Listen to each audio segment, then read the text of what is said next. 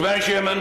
Mr. Speaker, I rise to speak with great pleasure because this has been a good debate, and over the weekend when I was thinking about speaking in this debate, I was lucky to be called. I wanted to be entirely positive. I am indeed a Labour and cooperative Member of Parliament. And in my DNA there is a penchant for cooperation, and also there's something between the Right Honourable Gentleman of Rushcliffe and myself. We were both boys born in the Blitz. I was born, I think, a week before him, or 17th of August, on the day after the heaviest blitz of bombing from the Germans of the Second World War. And a week later, my neighbours both parents and two little children were killed by a German bomb. And then when I got into Parliament, the generation in 1979 were here. Many of them had fought in that war. Dennis Healy had been on the beach at Anzio. Ted Heath had been in the war. Many of that generation had fought in the war. And they were great pro-Europeans because they'd seen two world wars and they knew what it did to Europe, what it did to our economy, to our people, the killing, the wastage, and setting back the European economy for all those years, and political progress seemed the only way forward. And we built, those men and women built both the United Nations, they built NATO, and they started with the Iron and Steel Community, the European, what began the beginning of Europe. And so I think we should honour them and also put this context, because I speak and intervene in this House a great deal, and I often say I'm sent down from Huddersfield to make sure that people from my town get a better standard of living, greater health, welfare and prosperity. And we can all say that, and we all believe it. But putting it in the broader context of the hallowed duty we have never to go back to what was that Europe that was so divisive and bitter, and to hold a sort of olive branch towards the Conservatives. Over the weekend I did a lot of history of the Labour Party in Europe. What a mess that is.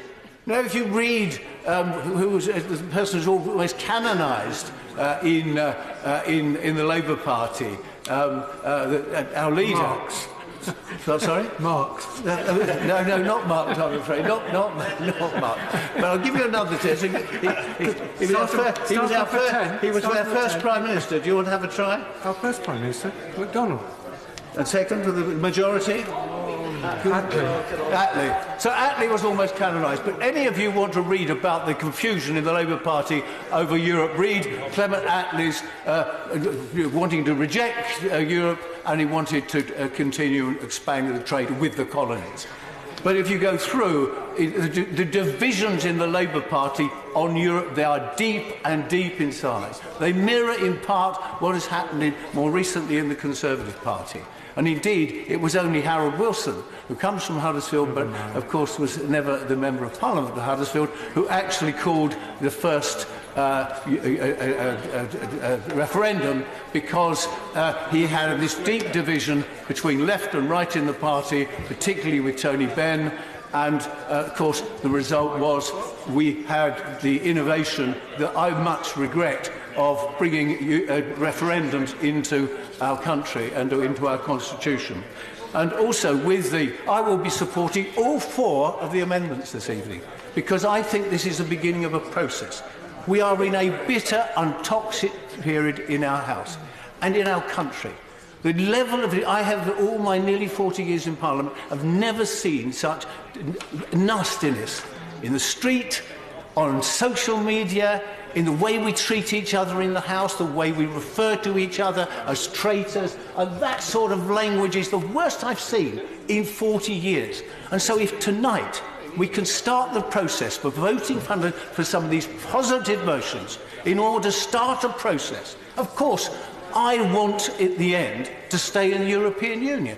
I make that very clear, but I am willing to accommodate. I am willing to meet people halfway. I am willing to build bridges. But all the time, I have in the back of my mind, what is it for that we need for our country? What is the national interest? Someone at the weekend said, what is the national interest? Prime Minister keeps talking about it. The first Conservative Prime Minister who got us in the message disappeared, and now another one's going to disappear. What is the national interest? The national interest is for this House to come together and replace the vacuum that we've had from the present leadership across the major political parties in our country. And I say that reluctantly, but it's true. A lack of leadership in British politics in the major political parties. It's a time we had it, we had that leadership, and until we get it again, this House has got to pick up the baton and run with it. I hope tonight we'll start that process. Thank you.